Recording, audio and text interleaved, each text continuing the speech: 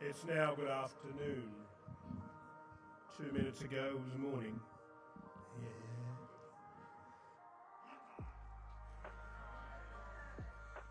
Thank you so much for coming to our event, and I have to apologise, we are not able to have the event outdoors for obvious security issues.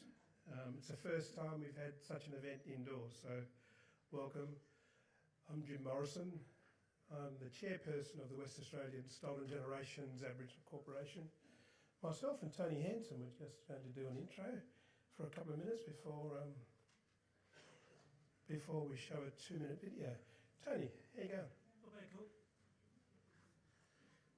No, I'm not going to sing a song. We're not running our weekly radio show either, eh? So welcome everybody.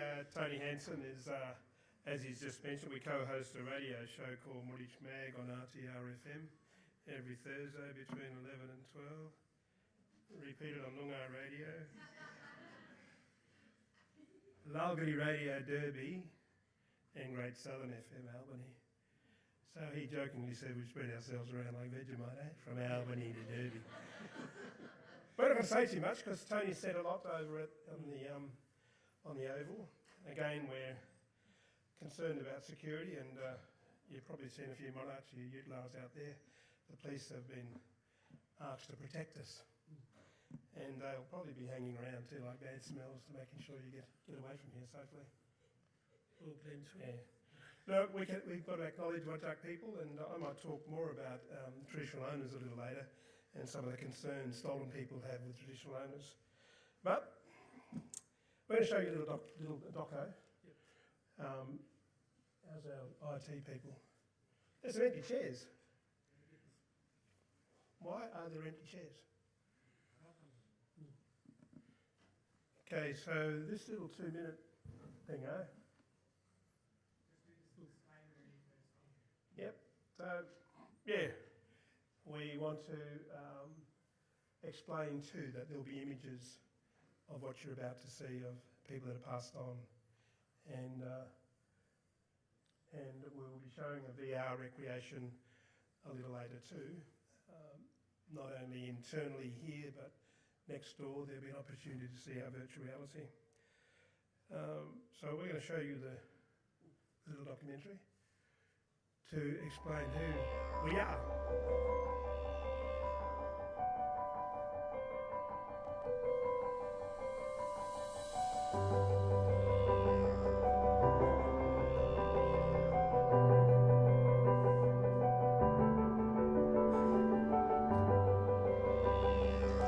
Over 2,000 generations have passed through this land, with their languages, cultures, and complex societies. In 1788, when courtship came, everything changed. The British invasion disregarded the original inhabitants and custodians. The next 7 to 8 generations were marked by trauma, resulting in the social and emotional well-being issues we see today. Whole generations of children stolen, families broken. Between 1910 and the 1970s, approximately 100,000 Aboriginal children, especially those of mixed race, were forcibly removed from their mothers and fathers. Abuse and unpaid labour were common, creating disproportionately high levels of social and economic disadvantage.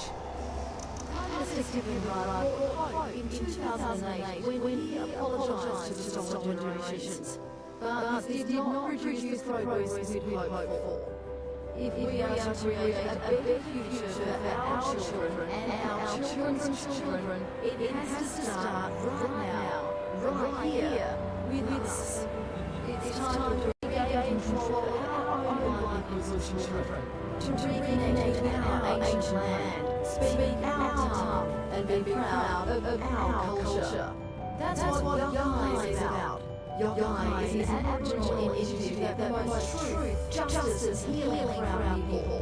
There's a long way to go addressing trauma, but we will never give up. Will you stand with us?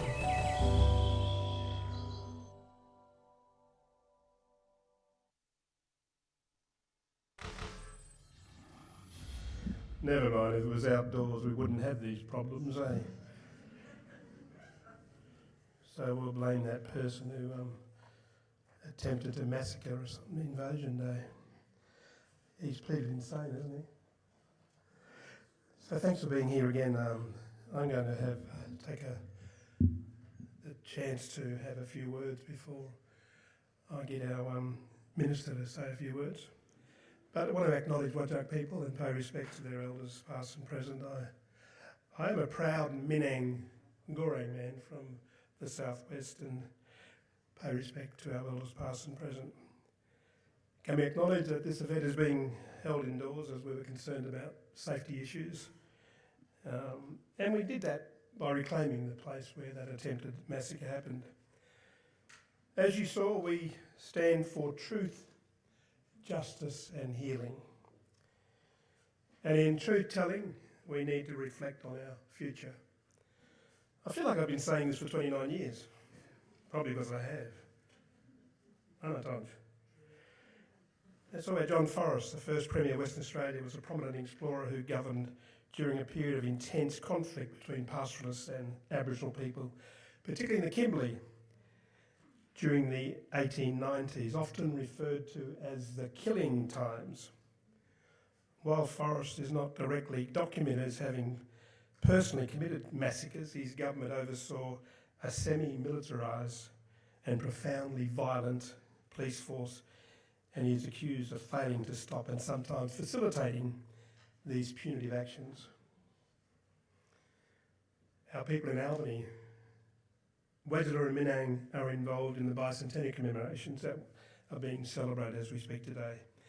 Albany, established in 1826 as the oldest permanent European settlement in West Australia, founded as a military outpost to secure British interest in the region. Coming up in 2029, the bicentenary commemorations for Perth Boorloo in Perth, the capital of Western Australia, which was established in 1829 by Captain James Stirling as the administrative centre of the Swan River colony. The area has been inhabited for tens of thousands of years by the Whadjuk Noongar people who call the region Boorloo. I reckon it's the oldest city in the world, the Whadjuk city. One way of looking at it, eh? Let's say our mob in the southwest and Great Southern have been here at least 45,000 years, probably some 2,500 generations. The other mob, the non-Aboriginal mob, have been here on Minang and Whadjuk Noongar country approaching 200 years, some 7 or 8 generations. Just a little while, isn't it? In 1838, 10 Aboriginal prisoners were sent to Rottnest Island. We call it Wajima, probably meaning place across the water. The colonial secretary announced that the island would become a penal settlement for Aboriginal people and was officially designated as such in 1841. We now all know that Wajima is the biggest death in custody site in Australia. Bessie Flowers, one of the giants we stand on. I launched a book in April 23 called No Longer a Wandering Spirit. This book acknowledged the sleeping spirit of Bessie Flowers, a Minang ancestor belonging to the Great Southern of Western Australia. Bessie was removed by boat and sent to Victoria away from Minang people in 1867, never to return. This motivated our documentary, Genocide in the Wildflower State, and I reckon the Minister here has seen it. I reckon the Premier has seen it. It's now available on SBS, free to air, also part of the Year 11 and 12 curriculum. Not compulsory, and I think the curriculum person is over here. I'm watching her now. She rang me and said, we've got to get this on the curriculum. It's taken us 20 years to get to this point, so I'm pleased that the documentary's done that. The documentary tells you all about the eugenics and epigenetics and the removal of thousands of Noongar children from the Great Southwest, the biggest impact of removal of children in this country. Yes, eugenics was practiced in Australia before Hitler.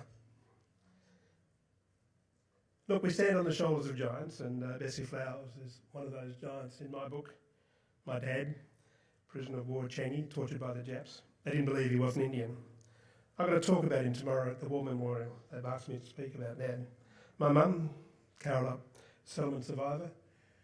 Would have been 99 on the 5th of May. The late Rob Riley, whose words we remember: "You can't be wrong if you're right, and you do not stop fighting for justice simply because those around you do not like it. You just keep on fighting." 12 years later, in 1888, saw the removal of our ancestors. 7 graves were robbed and sold to a German museum. In 2019, we started the repatriation to bring our old people home. The reburial of my ancestors was conducted last year on the 24th of May, 2025. I could go on, I just might make one other comment. Early 1900s, it was said that the Noongar population was between 6,000 and 10,000. And there was a number of significant issues around the Spanish flu. And early 1900s, we were reduced to 1,500 Noongar people. So we need to understand that level of victims of disease, removal. Bruce Elder, in his book called Blood on the Wattle, will tell you that early settlers were paid 15 shillings for a skull. So we understand there might have been some rich people around. Like I say, we could go on and talk some more. And like I say, I've done this more than 20 years now. This sort of a yarn about our truth. And for us, as you saw, we've taken over A.O. Neville's office, the original eugenics person who introduced read out the colour policy in this country, and the impacts are still being felt today. I think I've been given time, but the current rate of removal is something to think about. 1 in 14 Aboriginal people were in prison last night. 1 in 14 in 17 prison.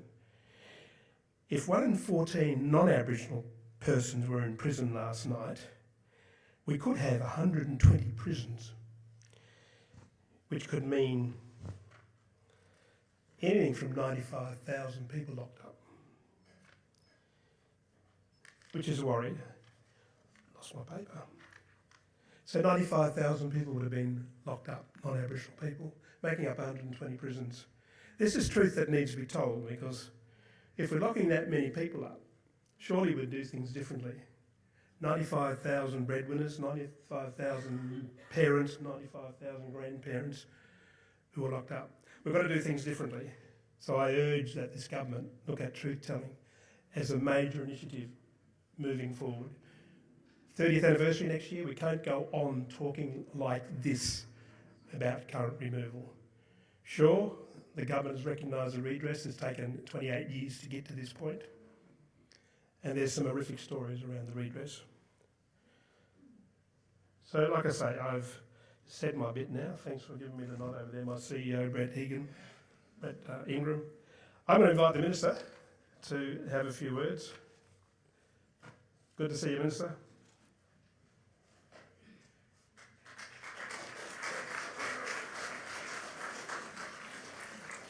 Thank you very much, Uncle Jim, and it's always incredibly hard to follow Uncle Jim when he is such a strong advocate for justice, for the truth, for what has happened. But equally, I didn't know that he and Uncle Tony were also DJs in their background.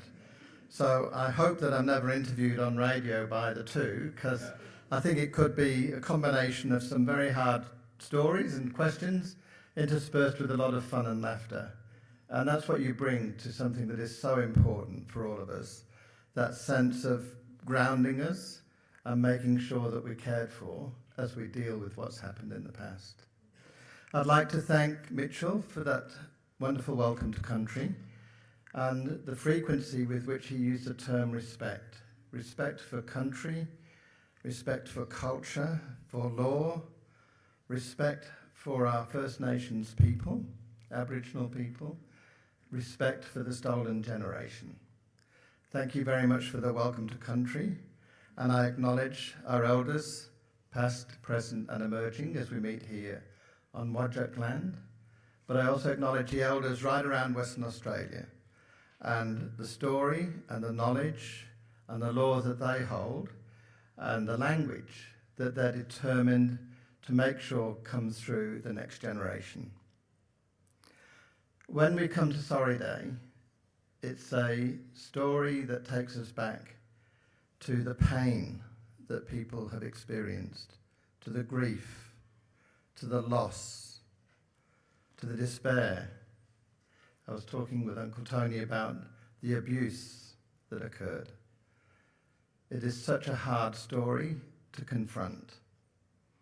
And Yokai and Yorgum and the Kimberley Stolen generations are helping us to confront that.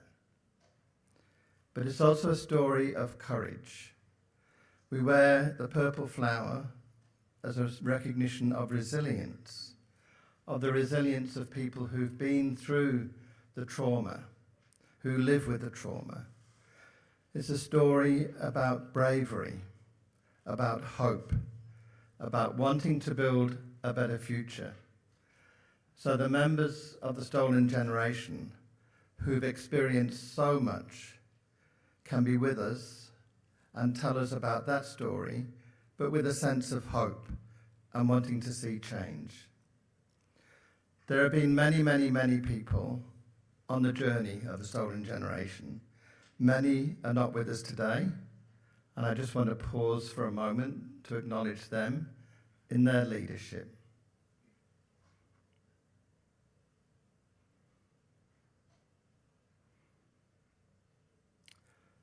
We have to build a new future. And as Uncle Jim said, it's a future that has to acknowledge the truth and provide space for the healing. The redress scheme that our government did announce is redress. It's been long called for. Many would say it's long overdue. But what is also more important is the respect and the acknowledgement that we give to every member of the Stolen generation. Every member who is here with us today, in this room, with their story. That is the respect that we have to carry forward, going forward, as we embark on that journey of healing and what the future holds. So I do want to thank Yokai for the incredible work that you do. And I know both Uncle Tony and Uncle Jim have been on a journey for a long time, as have many people, really striving to make sure this story is heard. I was reflecting with Lauren from my office. I arrived in Australia as a 14-year-old migrant in Manjimup. In 1971, we still had the Native Welfare Act then. I had no knowledge of what that meant, of what people were going through. In 1970, Uncle Tony's journey of separation began. And that's in a lifetime. And over the years, I've met so many people who've been on that journey, and I'm a better person for having met them and understood that journey. So today, the call is about looking forward, acknowledging the sorrow that we experience today, but having that sense of hope in the future, in understanding the truth, in helping everybody in Western Australia to understand our shared history and the heritage that we share. I'd like to thank Yokai for inviting me along today. It's a very special moment for me, but I can't help but feel that it's a very emotional moment for all of us. Thank you very much.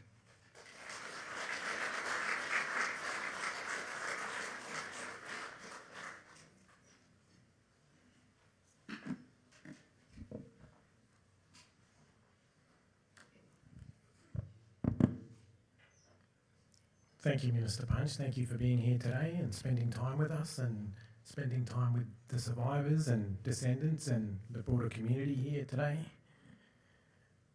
I'm Brett Ingram. I'm the CEO of Yokai. It's a privilege to be here with you all, especially our survivors in the room, Auntie Brenda, Auntie Val, Uncle Clive, Uncle Tony, Auntie Dot. It's an honour to be here, and it's an honour for me to sit or be in this role as the CEO of Yokai. I'm a stolen gen descendant. This photo here behind me is taken out the front of the main building at Sister Kate's home in Queen's Park. So my father, uncles, aunties were taken here in the late 50s and 60s, spent their whole childhood here, taken from the Midwest. So I've seen and I've lived with the ongoing impacts of intergenerational trauma, and that's why I stand here today. That's the strength that sort of sits behind me and what drives me to do what I do. Being at this place here is twofold for me. One of deep sadness, of the hurt and the trauma inflicted on my family, and the other is real happiness and joy that I get to be there with survivors and run our healing centre sessions, and everything that we're doing there and the vision for the site is something that really makes me feel good inside, and I'm really passionate about what we're doing there. So if anyone here wants to come out and say hello to us at Yokai at Sister Kate's, come out there any time. So the significance of today, it's acknowledging the truth of and the history of the stolen generations. As Uncle Jim said, 29 years ago, that Bringing Them Home report was tabled, and we're still talking about the same things, we're still saying the same things, and government isn't coming to the table, unfortunately.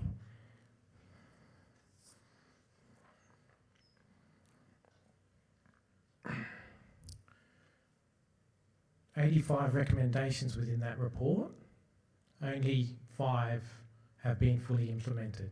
That's a terrible, terrible statistic. I won't try and say the word, I've stuffed it up. You know what I mean? Yeah, what is that? 6% of those recommendations. That is just a terrible, terrible situation that we're in, and survivors we want to see action around the implementation of that report, fully implemented. We've lost many survivors. Time's running out, for the survivors that are still with us today, and they have the right to see that justice and see those actions implemented in full. Yokai itself is a call to action. We're here to support survivors and stand with survivors, and that's what we've done for many years, driven by Uncle Jim and Uncle Tonj and Alan, and Bringing Them Home, that formed the corporation a long time ago now. And I've just come in late. I'm a late call-in, but there's still a lot of work to do, and I'm proud to stand here alongside my elders and Uncle Jim and those. I'm going to just give an update on what Yokai's been up to since last 12 months, since last Sorry Day. So let me take you back to the 26th of May last year. 2 or 3 days before Sorry Day, the Premier's office reached out to Yokai and said, "Can you come and have a meeting with us on the 26th of May?" Uncle Jim said, "Hey, hang on, that's our busiest day of the year. You want us to come and have a meeting on Sorry Day?" But they said, it's a very important meeting. Come up there in the afternoon. And we said, all right, we'll be up there. So we went up there on that afternoon. We had an awesome event across the road here, big turnout. And then we went up to Dooma's house and sat down with the Premier, the Minister, the former Minister, now AG, and that's when we were informed that the state was going to roll out a redress scheme that afternoon of Sorry Day. It was an emotional moment for those in the room. It was every gamut of all the aspects of emotion sort of came through. We wouldn't say happiness, but relief, anger, frustration, around how long it had taken, and just every emotion. Tears were shed in that room, but as soon as it sort of sunk in, my mind was like, all right, so how are we going to support the mob and the elders for this to roll out? How are we going to make this actually happen? Because our survivors have waited long enough. So that's where sort of my mind flipped to, and the Premier and the Minister asked Yokai and Kimberley Stolingen and Yorgum to assist in the rollout of the scheme. So we assisted them in the design, you know, the scheme process, the application form, and all of the things that sat behind it. So it was a massive piece of work that we've been involved in since that day. The scheme actually opened on the 10th of November. So it took all that time from the announcement date, the 27th, to the 10th when it actually opened. That led to a dedicated redress team within Yokai itself. So we've got a... Just let me check my notes here. I'm sitting on the wrong slide. I'm jumping forward, jumping back. Oh, there we go. I'm back at redress. So that led to the dedicated redress team, so managed by Steph Williams, and then we've got SEWB coordinator, wellbeing officers, and all of that support survivors and descendants around understanding the scheme. They've been flat out since before the scheme opened, and they haven't really slowed down. They've done regional trips.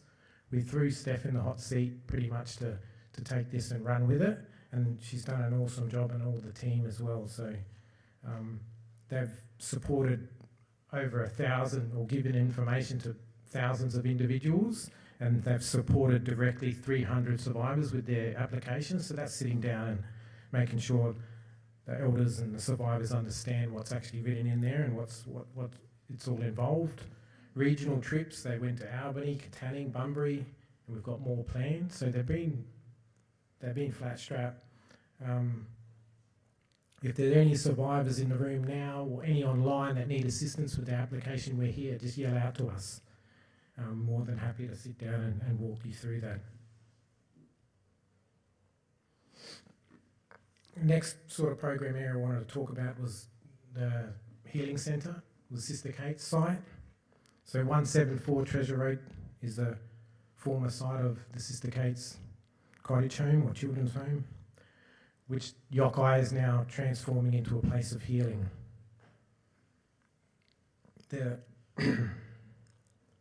This site was central to the States and the Chief Protector, A.O. Neville's plan to breed out the black. I won't go into the full terrible details of this history and why this site specifically was created. Uncle Jim talked about eugenics and all of that. If you want to know in detail why this site was developed, check out Genocide in the Wildflower State. It goes into detail around the site itself. But they didn't succeed. As I said, my father was there. He didn't forget who he was. He wasn't brainwashed into thinking he was something different. He didn't forget who his family was. He didn't forget his family connections and his cultural and his spiritual connection. And that strength is why I'm standing here now.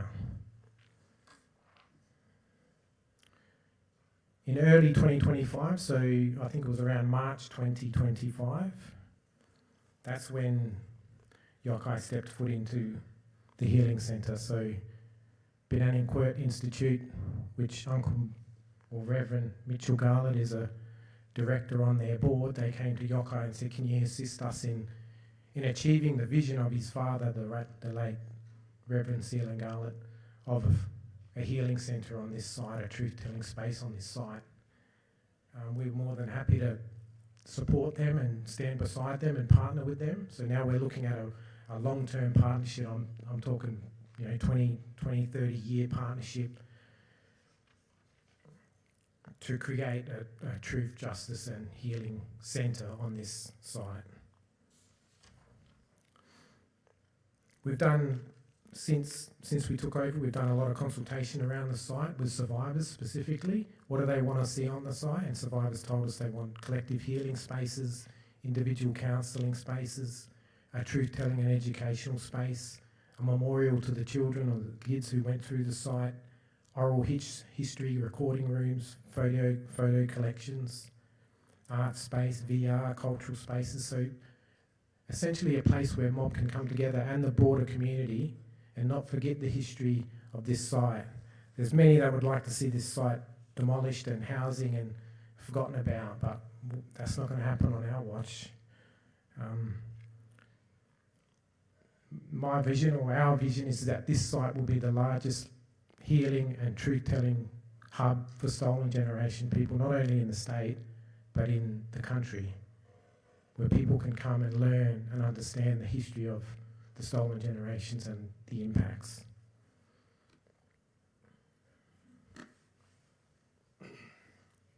Another one of our key program areas, I'm just checking my time, maybe I'm over time, but another one of our key program areas is the Elder Care Support Team, or the Elder Care Program, which is led by Jennifer Kay. And we've got the solid connectors that are getting around today. So pretty much they support elders with, navigating my aged care, housing, health, all of those things that they need support with. The Elder Care team is there to support them. We could do with a lot more elder care staff to support the complex issues that our elders face, and ensuring that they're treated with dignity, compassion, respect, and everything that they deserve. They're not mistreated, and that's what the elder care team provides, that space. They've provided support to over 180 elders.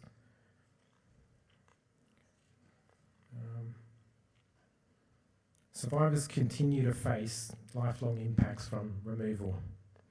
Trauma, poor health, housing, isolation. The elder care team carry an emotionally heavy workload working with elders and providing that support, but they want to stand beside them and support our elders.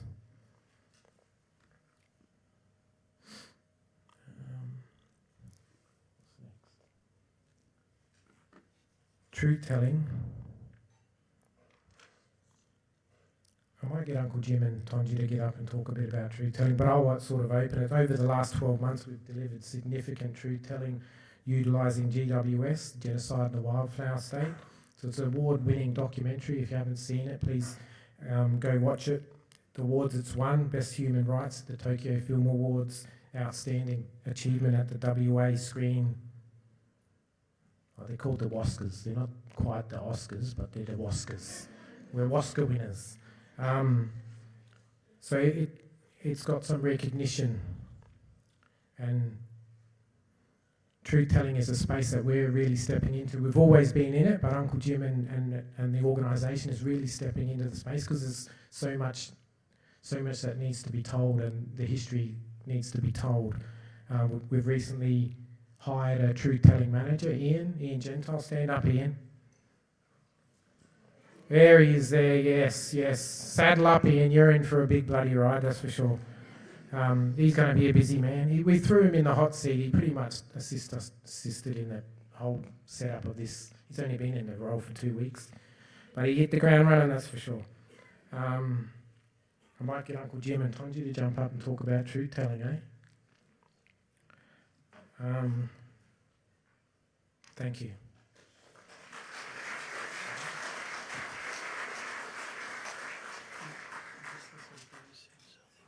The minister's got to go soon. Will we let him?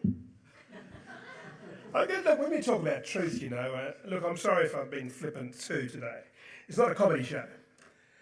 This is a commemoration. It's serious stuff, and so I apologise if I've been a bit flippant. It's truth-telling for us is acknowledging the dreadful things that I talked about earlier, but just a couple of things that you need to be aware of. The Royal Commission into Aged Care Services was really quite powerful, and there was opportunities for NACHO to fund AMSs to recruit elder care staff. And we put up a great submission, and NACHO funded us. We're probably the only non-AMS to be funded in elder care. So that's been a real achievement for us, and the elders that are coming to Sister Kate's are eligible for aged care. All stolen people are eligible for aged care services in this country. I want to just touch on too, another thing that's been really powerful is the last time I looked, there were 75,000 victims applying for the national redress. Now that's a Royal Commission into historical incident of sex abuse, or kiddie sex if you like. 75,000 victims, 38% are Aboriginal in this country. We're less than 4% of the population yet, with 38% of the victims applying for redress. That gives you an example of the level of disadvantage. I mean, going back to housing, Perth and Bunbury are the worst place in the country for First Nation people to acquire residential care, whether it be in-home care or living in residential. So we're going a long way to improve that. And you wouldn't believe it, we've Juniper offers vehicles every week, including a bus every week. I couldn't get that from an ACO. So we have an NGO that's supporting us. So there's some real achievement for us. We have 8 aged care services willing to work with us under MOU. So the truth has got to be told, and it's been a long time for me advocating for truth telling. I think we're going to show some slides around the genocide in the Wildflower State, but more around truth telling. I mean, tomorrow is the start of Reconciliation Week, and ideally we're addressing close the gap initiatives. Let me share this one piece of data with you. Professor Michael Dockery from the Centre for Labour Market Research at Curtin University has done some research. He says that stolen generation peoples and their descendants are 50% more likely to be in contact with the police than other Aboriginal people.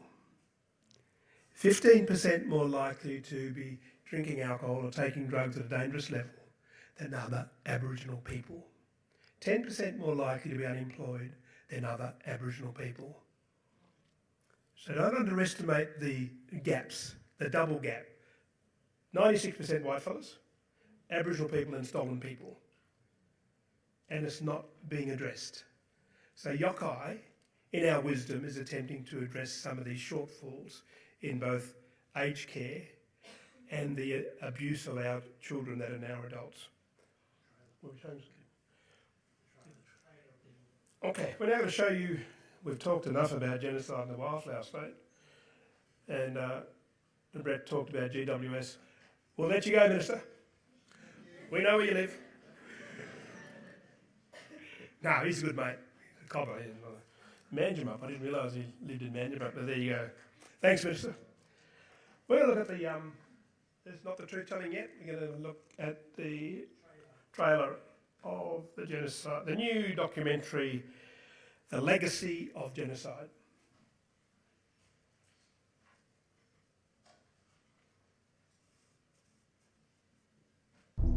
Intergenerational trauma is real. It is something that our culture is suffering with so badly. Looking back now and going over things, I realised when my mother was pregnant, as I was in her womb, I was already broken. I was already broken as a child. I wasn't even given a chance.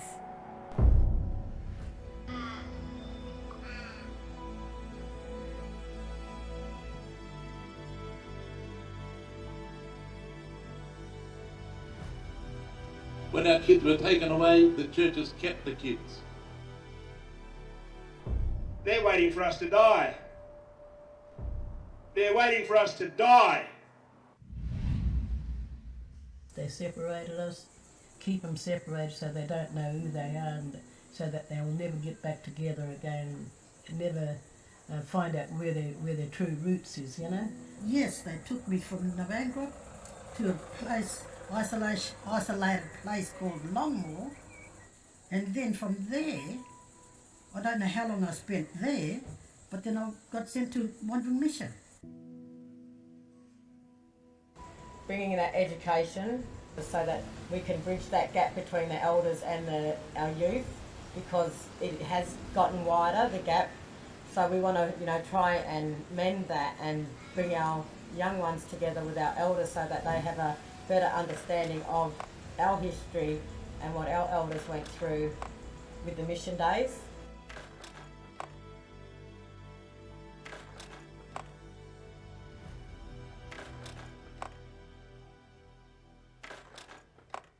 We need to acknowledge the historical injustices faced by Aboriginal and Torres Strait Islander people is essential for building a foundation of trust and understanding. We really need to bring that awareness into the justice system, into the government. The government were the ones that put all these policies down in our past, and we now need to empower ourselves, our children and grandchildren, so that we can break this cycle of intergenerational trauma.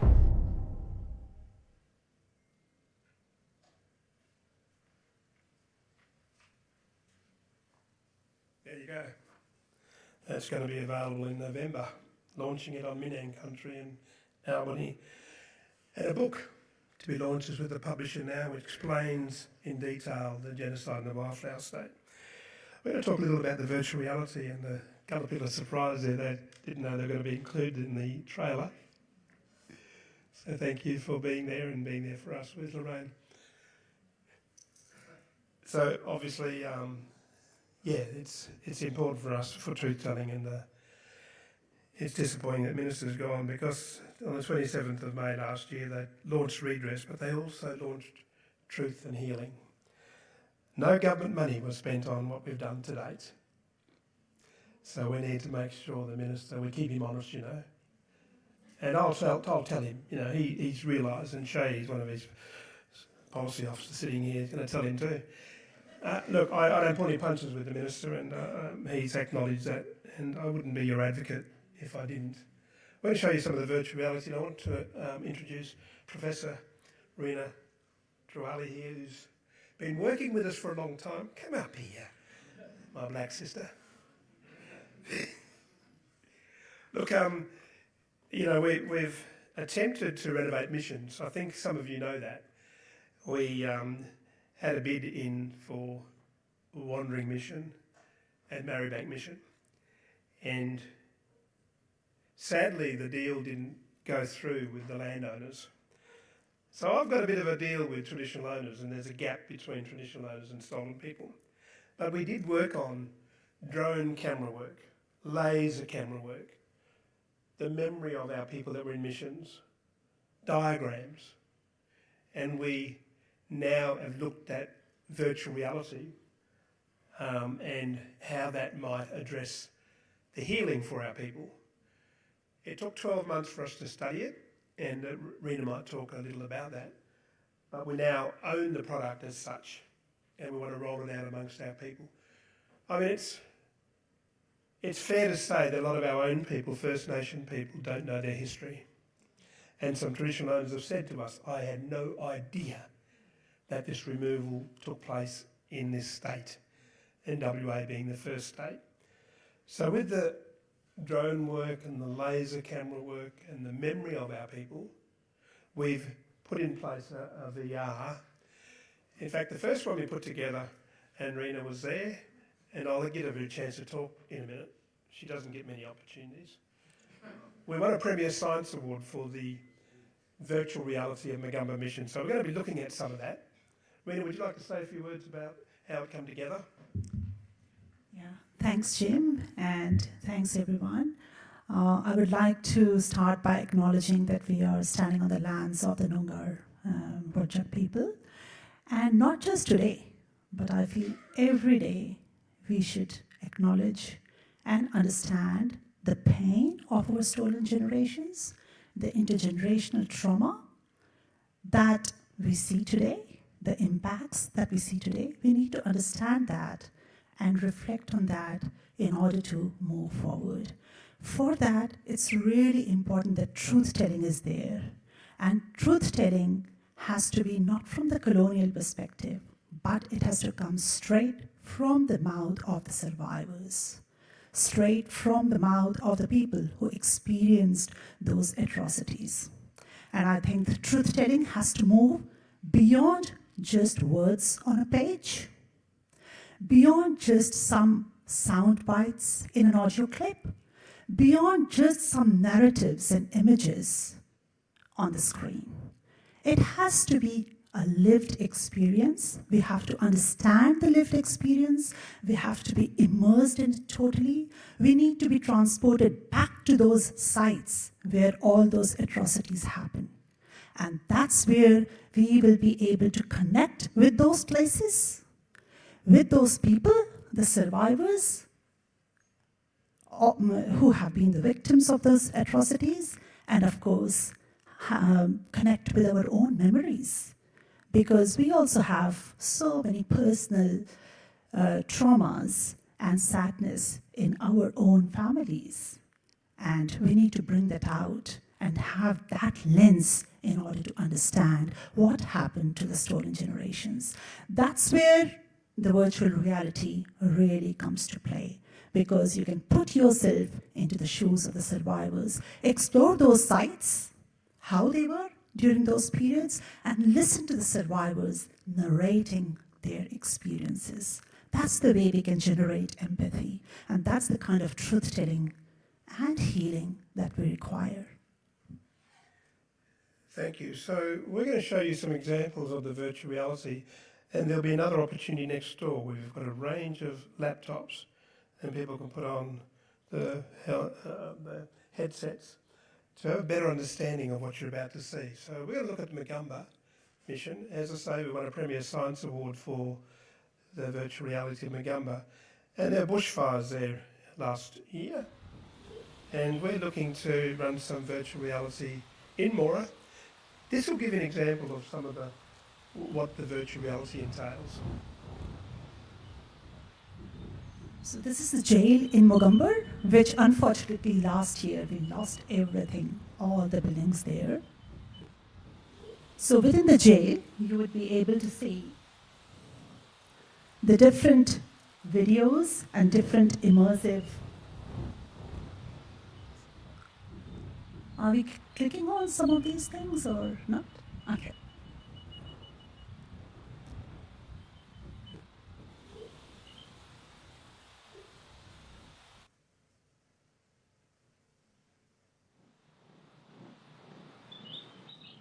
I can't remember the exact day I was taken from my uncle and aunt. But it was 1937, and we was taken from there to Northampton, spent a night there. The next day we were taken to Geraldton, brother and I, and we were taken to the lockup. We weren't locked up, we were at the jail. We had to stay in the jail all day, just criminals there walking around. And that evening a lady came and took us to Moore River Settlement. That's where I spent about just over 6 years there. 6 years, best years of my childhood. I was away from my family, locked up. And they used to lock us up at night. 5 o'clock at night you locked up and let you out 6 o'clock in the morning. There's the monk cottage. The name was named after one of the cottage mothers. She went to Perth for the weekend, and on the way back home on the Bindi Mill she got killed in a car accident. And we had about 15 kids of us all in there. The middle section of the dining room and the dining room. And this top part of the building was gives us a glimpse of how the virtual reality has been created. One of the things I would like to say is that it was all Aboriginal stolen generation survivors led. So it was they who were saying this is how it needs to be done. It was, of course, on his archival research, but the stolen generation's memories in terms of the kind of furnishings, the kind of curtains, the colors, the smells and so on, the sounds, everything was theirs. I would also like to say that we have developed, Yokai has developed 3 tools. So Curtin University, the Stolen Generations Immersive Hub has helped in that. So those 3 tools are the professional development tool, education tool, and the healing tool. All 3 tools are trauma informed. They have been guided by the counselor, Aboriginal counselor, Donna Henson. So we have sat with the counselor and we have gone through that. So all of them are trauma informed. They can be experienced individually in your own safe space, remotely, or they can be experienced as a collective in a community. For the professional development, and they have gone through rigorous testing and research. So more than 400 people in all for the 3 tools. We have gone through that and audited and tested, and that's where we have provided yokai who are ready to run it now, right? So I want to acknowledge the work that Rena's done, Professor Rena, and the hard work. Can I just say that 175 built environment students were involved in the drone work, the laser work, and all this photography. And some of these students had no idea of these developments. In fact, some of them realised they had Aboriginal background. So Magumba was one of those missions, the first to be undertaken. We've done 8. Noangrup mission has been re-established, is flattened. So we have the voices of the old people talking about that mission. Wandering mission is partially done. It's perhaps the most realistic one because it's actually wandering. Beagle Bay mission in the Kimberley, Jigalong mission in the Pilbara, Mount Margaret mission in the Goldfields. So we're looking to launch this in a way where our people can see it. Sure, it will trauma triggers.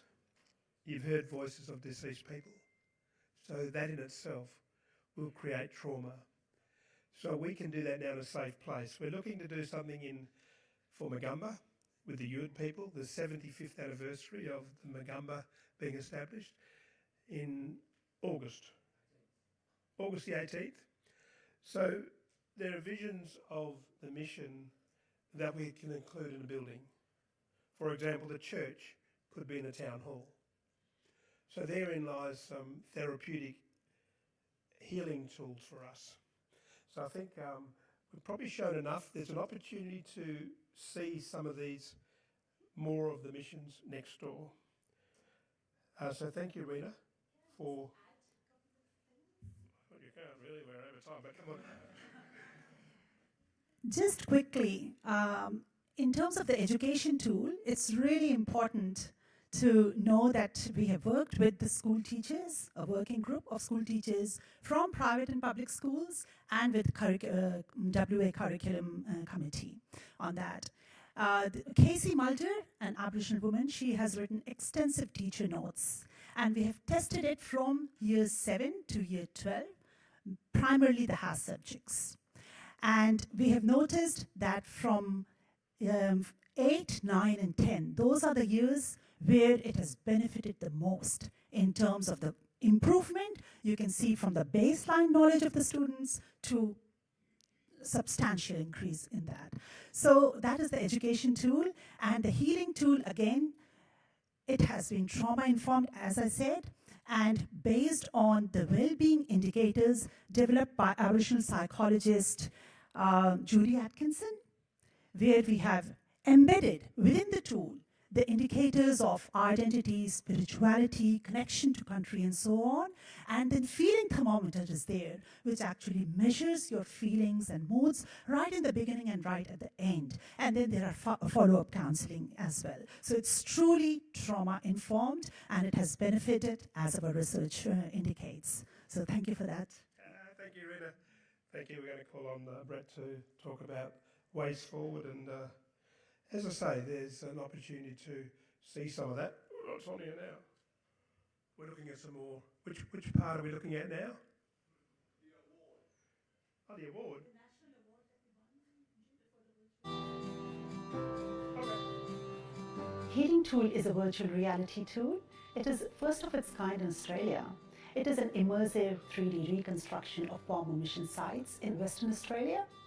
And the participants can go through these mission sites, which have been reconstructed based on survivors' memories, archival records, and landscape and building scans. That triggers their memories, and they can share their lived experiences with each other and reconnect. Yokai were able to encourage our mission folk, our stolen people, to sit and talk about their experiences on missions. We've been working with stolen people now for lots of years, and that created a safe atmosphere for stolen people to be involved. It was a two-way thing, people's memories and what's in the archives.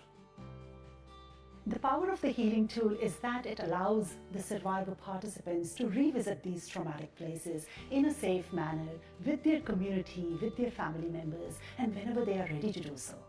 It enables people to tell their story without going back to country, without going back to places of trauma. Sure, there's trauma in the virtual reality, but it will be in a safe place. They will say things in a safe place that they wouldn't say anywhere else, because people are of the same mind. And it might be that they won't talk about it again, but they feel safe in that circle. The impact of the healing tool has been really positive, and about 99% of the participants said that they felt seen and heard for the first time, and many broke decades of silence and shared their private trauma and private stories and transformed it into collective healing. If our people don't know the truth, they're not going to heal. So truth, justice and healing is vitally important before there's any form of reconciliation. The healing tool is accessible online and can be used as a digital fireplace and can be accessed by remote communities all across Australia, where they can share their stories, their lived experiences, and have collective healing. The healing tool is very important to enable our community to understand what happened to our old people. It's not the end, it's the start of healing, because old people don't talk about it. So now there's an opportunity to express it to young people and for young people to understand their own history, black or white.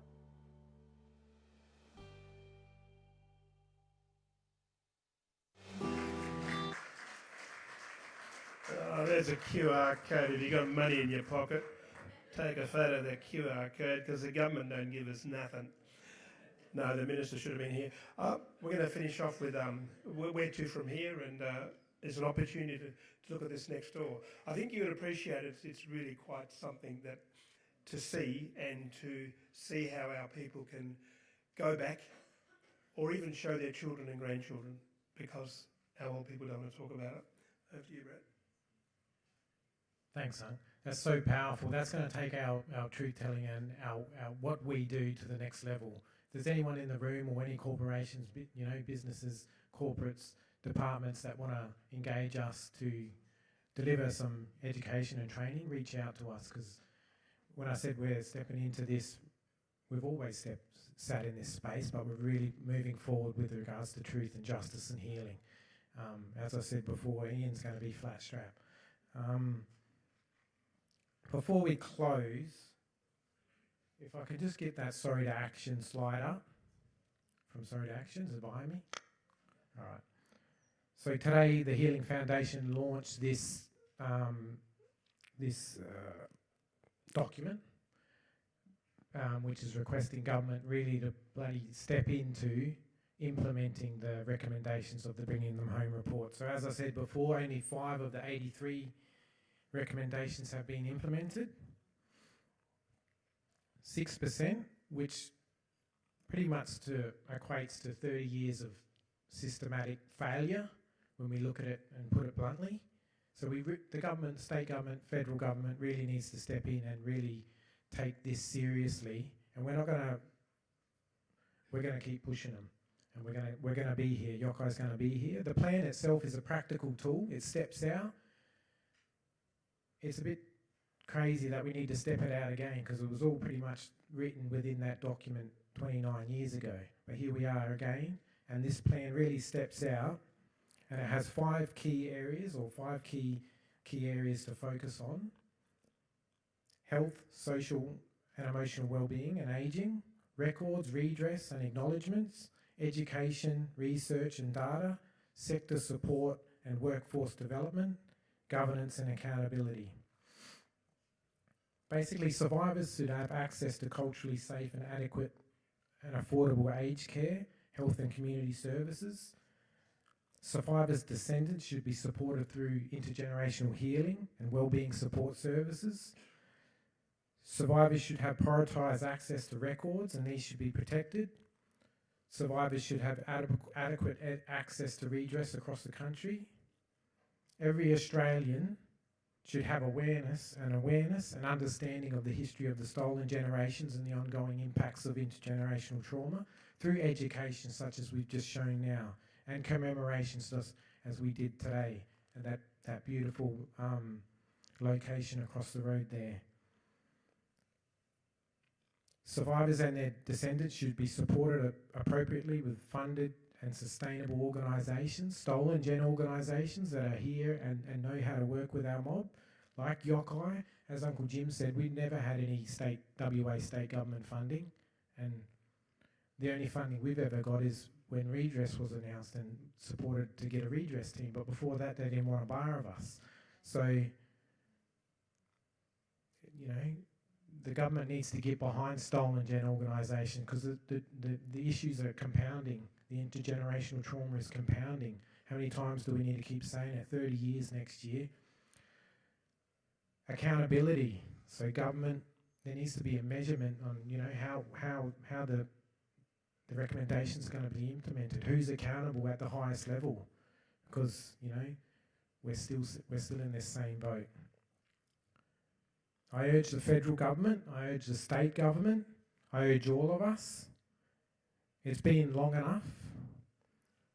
We need to move from sorry to action.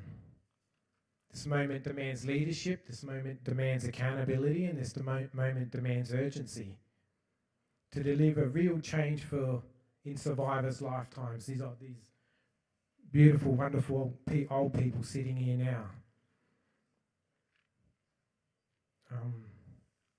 And on that, I'll ask Alan to come up and do some closing remarks. Thank you.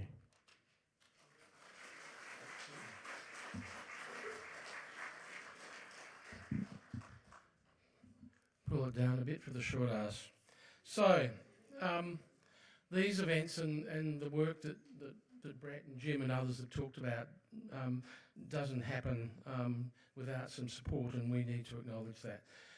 But most importantly, the Yokai team want to acknowledge and thank Stolen Generation survivors who continue to trust us and to work with us, and who show extraordinary braveness in telling their stories.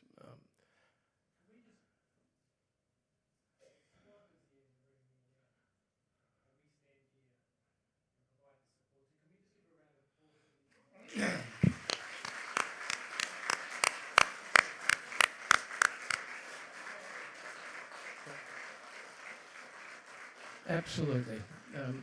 So a lot of the work that we do would not happen without them. For this Sorry Day event, we want to thank the Minister, Don Punch, for being here. It was great. You know, he's got a huge schedule, and to give up time to be across the road and then be here was greatly appreciated. We got some funding support from the Healing Foundation and some support from the City of Perth, particularly because, as we mentioned over there, they funded that memorial across the road. It was $500,000 to build that. Certainly money that we don't have. TLS Productions, Guillaume and his team sitting up the back there, we've worked with them for years now. We really appreciate your support. And the WA Health Department, who have given us this venue at no cost to enable us to provide a safe place to do this today.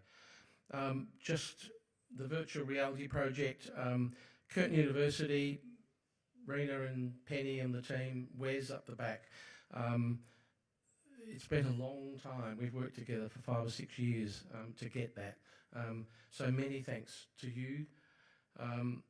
The most recent research work that Rena talked about, where we did over 2 or 3 years, we did detailed research on those tools, was funded by Lottery West and the Healing Foundation. So greatly appreciate their support. In terms of truth-telling, we've recently received a grant from Reconciliation Australia.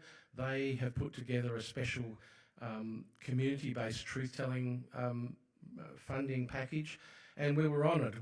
They reached out to us. We were the first organisation in Australia to receive funding under that project, and they gave us the maximum amount that they could give us. We are also talking at the moment to Lottery West about funding in that regard to back it. Warrakal, some of you may have seen the logo at the end of the documentary Genocide in the Wildflower State, but we really appreciate their support. They help pull that together, and it's opened doors. Finally, Yokai funding. Brett did a great overview of the stuff that we do. we receive funding from the National Indigenous Australians Agency. I think there are people in the room today from there. The elder care work particularly is funded by the National Aboriginal Community Controlled Health Organisation, and we thank them for their continued support. And finally, the WA government, again, the redress support to enable us to put in place a team to support survivors when they go through what is often a seriously traumatic process to get their money. So, on that note, thank you all for being here. It's greatly appreciated. We've got some lunch. I think it's probably in both the breakout room and out there. Don't forget the technology option. If you're a bit of a geek and you want to have a go, get in there and give it a go. You can experience that yourself. But hopefully we'll see you, if not before, next year at a very big event to celebrate or to acknowledge 30 years since the Bring Them Home report was tabled. Thank you.